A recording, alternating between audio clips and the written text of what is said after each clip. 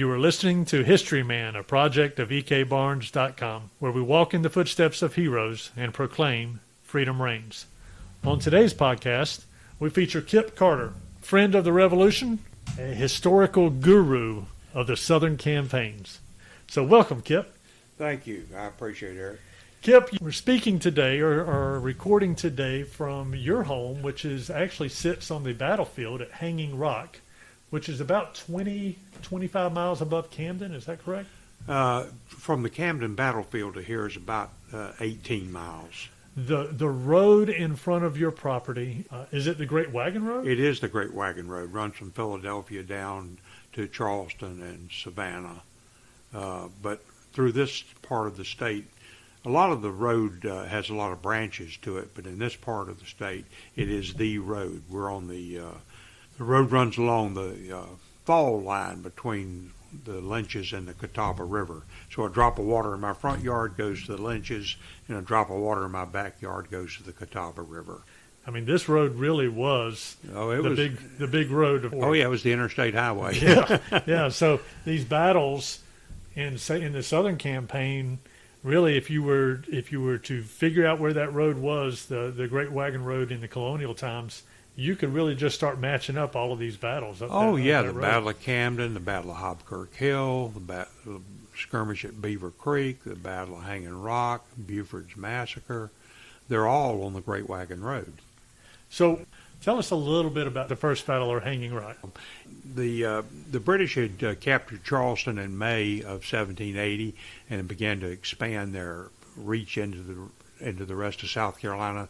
They established outposts at 96 over at Great Falls at a place called Rocky Mount. Here at Hanging Rock, which is most northern of their post, over to Cheraw and then over to Georgetown. And so that basically allowed them to control the entire state of South Carolina. There had been a reversal on July 12th of 1780. One of the patrol from the British Legion under Tarleton, under Captain Christian Huck, had burned Hill's Iron Works, had destroyed some houses, burned the library of the minister over at Fishing Creek, and were looking for some of the rebels, including William Bratton. So on July 12th, they were at Bratton, right next to Bratton's plantation at Williamson's, which is only about 600 yards away. Bratton and Hill and the rest of the guys surprised them at daylight and wiped them out. That was July 12th. So that was the start of the idea here in the backcountry that they could defeat the British. There had been the terrible defeat of the Americans at the end of May at Buford's Massacre, where Colonel Abraham Buford's troops were pretty much wiped out. And that's an interesting historic site to go see. We're in the process of trying to preserve it right now, thanks to some people from Sun City, a retirement community here. They've gotten a committee together to help with that battlefield, and they've really done a wonderful job restoring. I was surprised to see that there is a mass grave out there. There is a mass grave there. There's another one. We think we know where it is. We think we know where the 5 British dragoons that were killed there that day are buried. Okay. We think there's a mass grave within a quarter of a mile of where you and I are sitting right now. Pretty sure we know where it is. Wow. From this battle here at Hanging Rock. But anyway, on the 30th of July, 2 weeks after Huck's defeat, Sumter decided that he wanted to attack Rocky Mount, which was one of the stronger outposts here. So he detailed William Richardson Davie to bring his men, who were men from the Waxhaw and also men from Mecklenburg County, the Charlotte area, all mounted, of course. And they were to come here to Hanging Rock to create a diversion. Hanging Rock's only about 12 or 15 miles from Rocky Mount, and he didn't want the troops here. There were about 1,500 trying to reinforce Rocky Mount while he was attacking there, much less to come up on him from the rear while he was attacking. So he sent Davie over here. Now, so there's a river between here and there. There is a river between here and there, the Catawba River, which turns into the Wateree Right. down at Camden. And there was a ferry that the British soldiers at Rocky Mount, they patrolled that road because there's a ferry at the end of that road that brings them over Right. to this side of the watery. Correct. Yeah. There was a ferry that was also a crossing, I see. a shallow crossing I there. see. And so Sumter attacked over at Rocky Mount. It was a hard fight, and Sumter was taking the worst of it. It was a well-fortified position.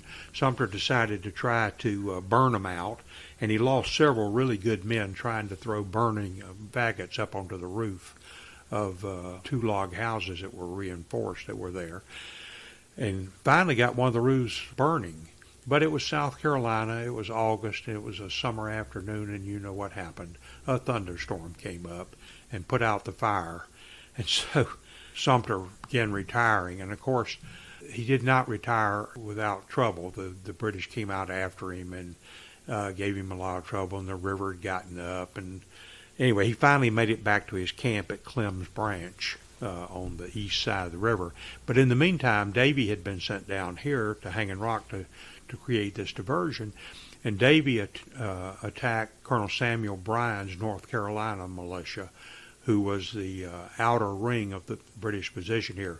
The British had 3 camps here from south to north, and the northernmost was Samuel Bryan's, and he was along the ridge line overlooking the Hanging Rock Creek and bisecting the road. Was he in a house? No, there was a house there, but it was not I don't know whether Bryan himself was in the house or not, Okay. but there was a house up there, and there was a lane in front of the house. It was on what's now called was then called the Browns Ferry Road. The uniforms looked alike.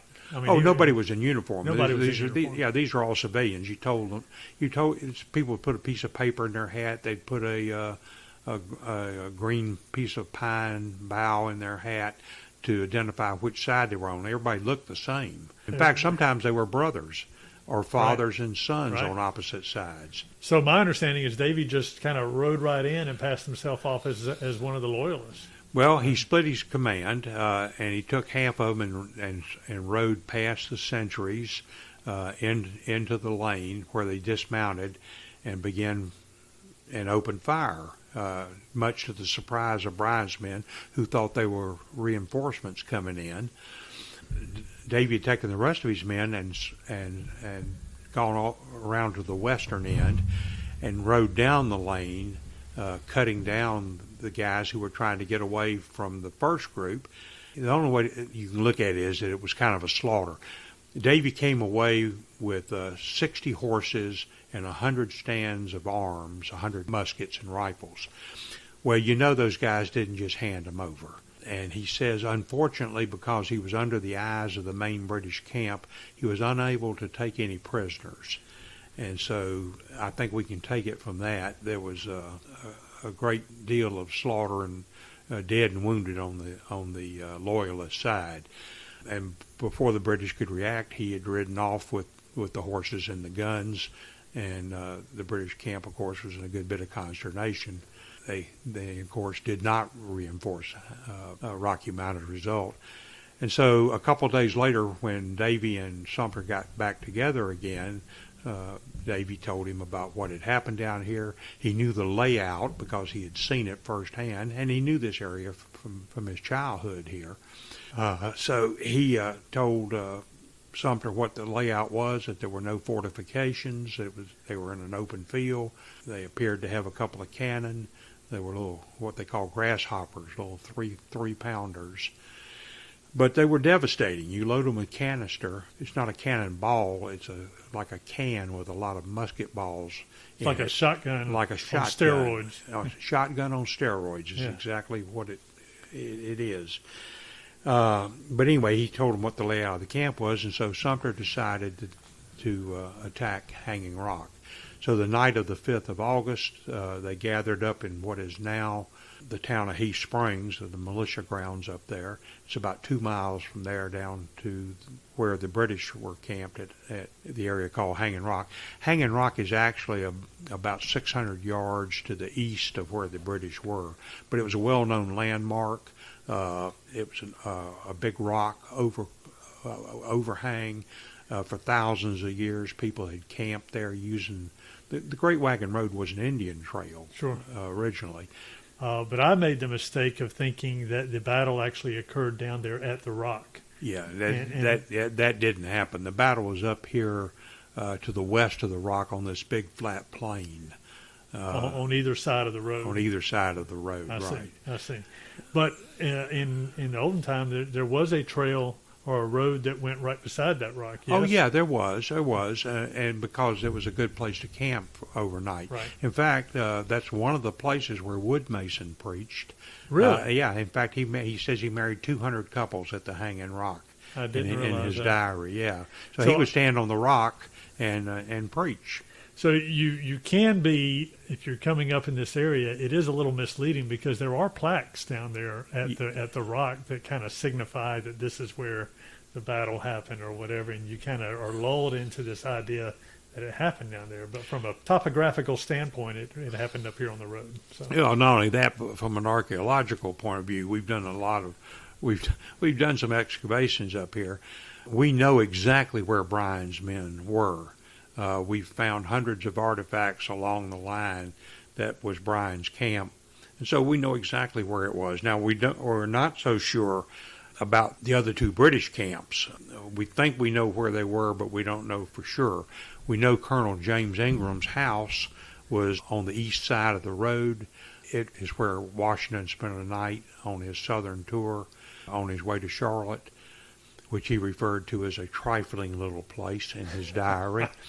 But anyway, he spent the night with Colonel Ingram, who was with the Continental Line.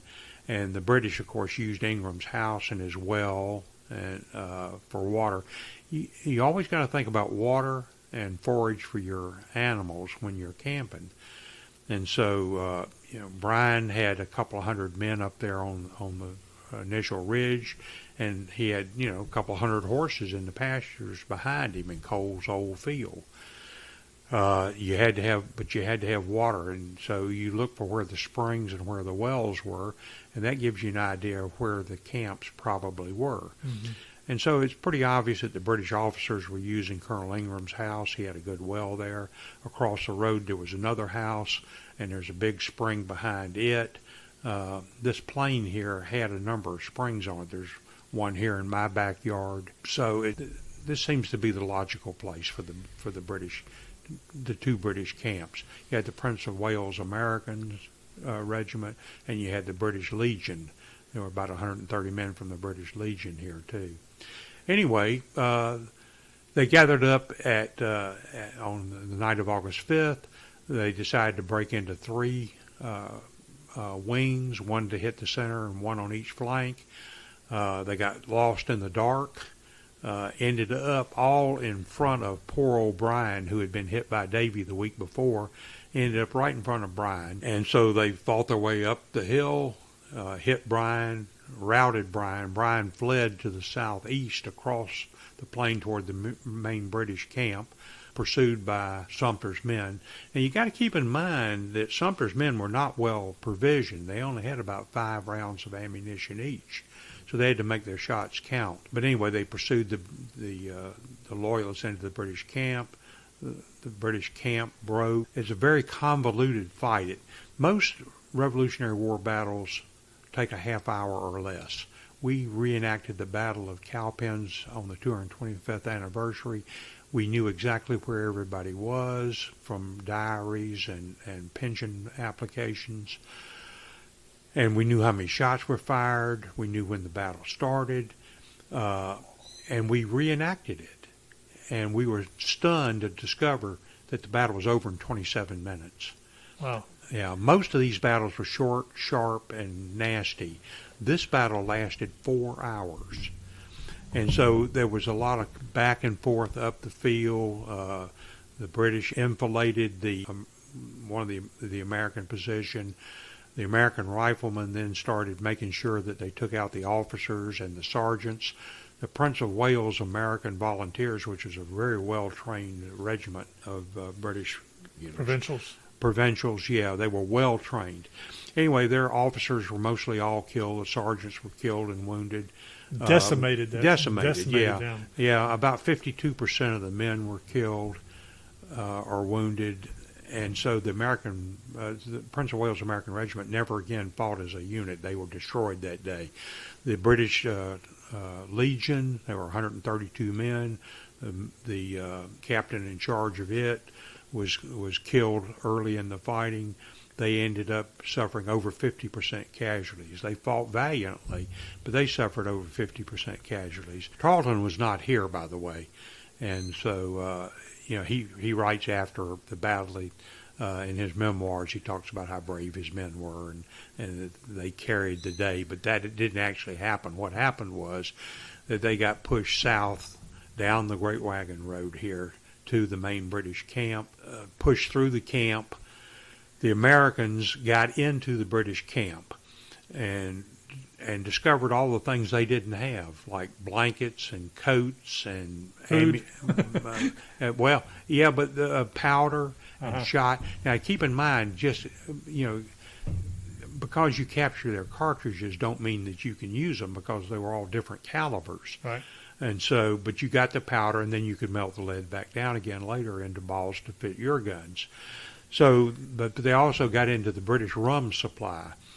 Now, why was there so much rum here? Nobody knew about germs in the 18th century, but they knew if they drank water, they got sick.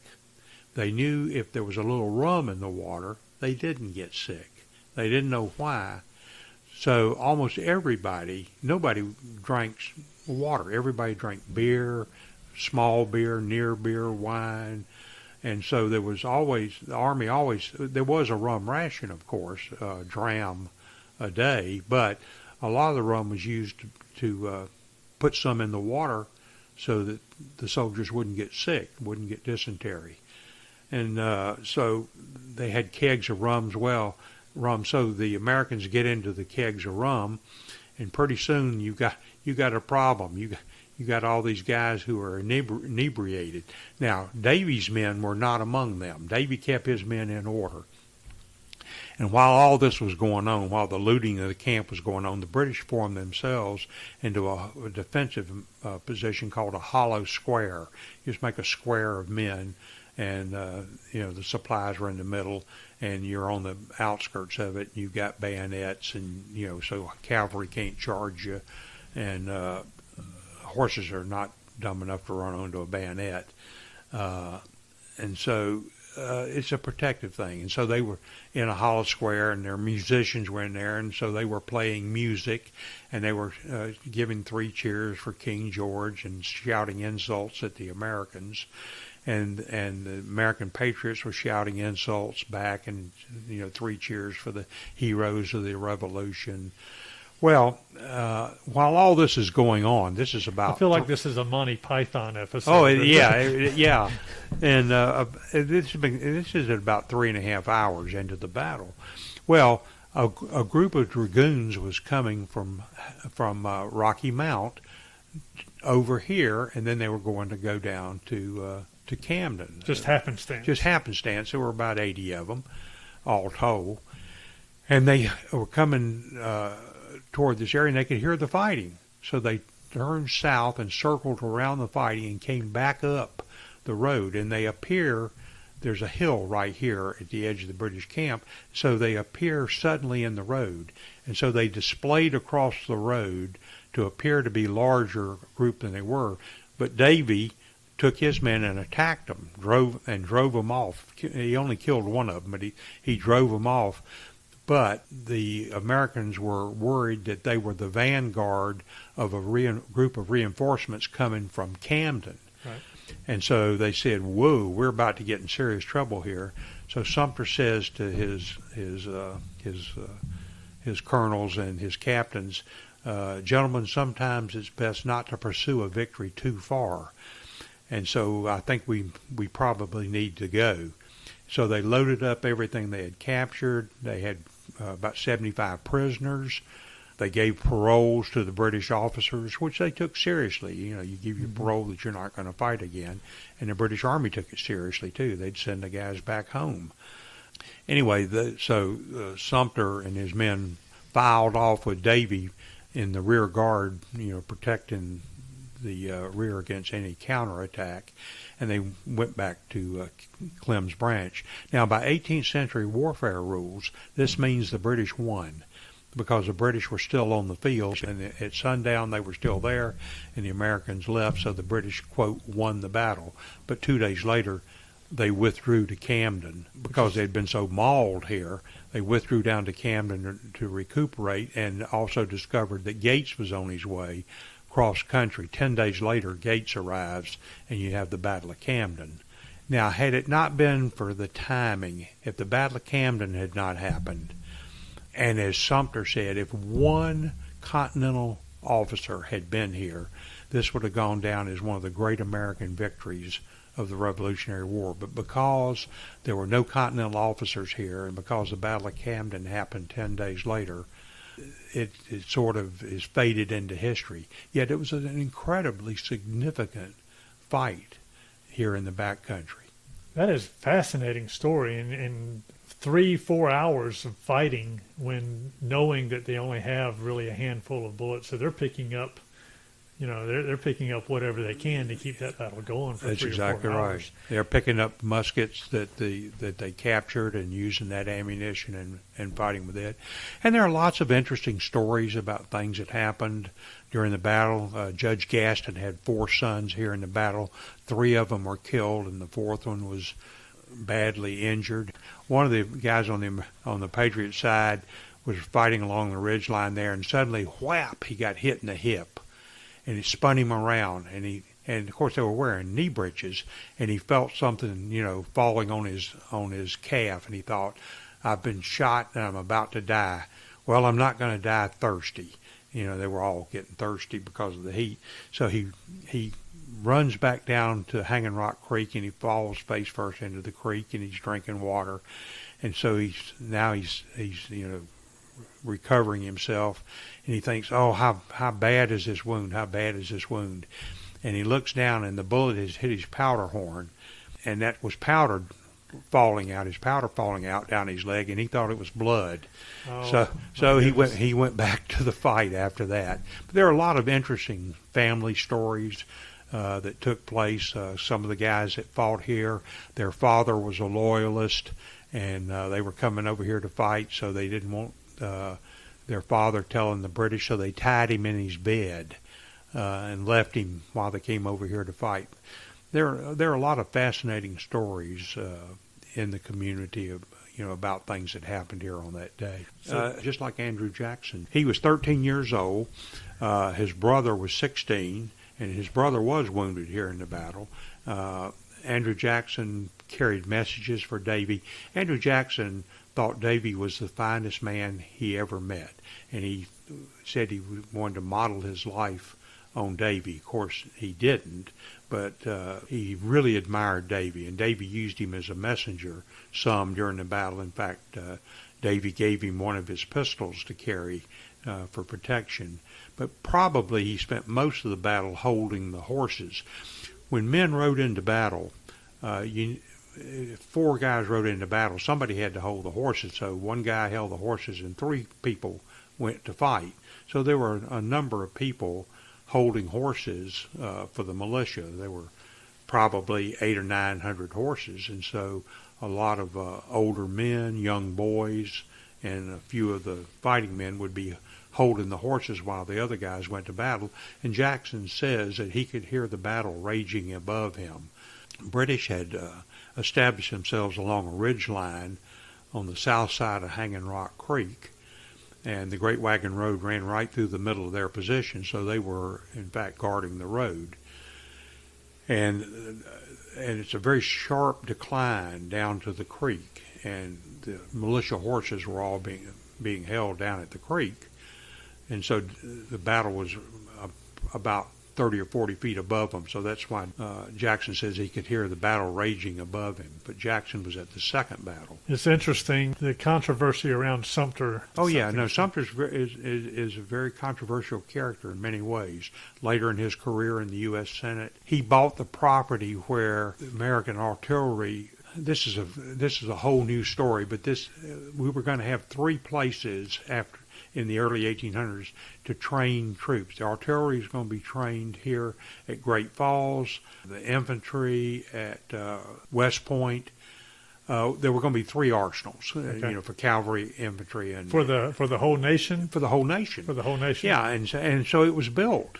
They actually built a facility here at Great Falls, and the land was bought by Sumter a couple of days earlier for like $25,000, and he sold it to the government for $3 million 3 days later.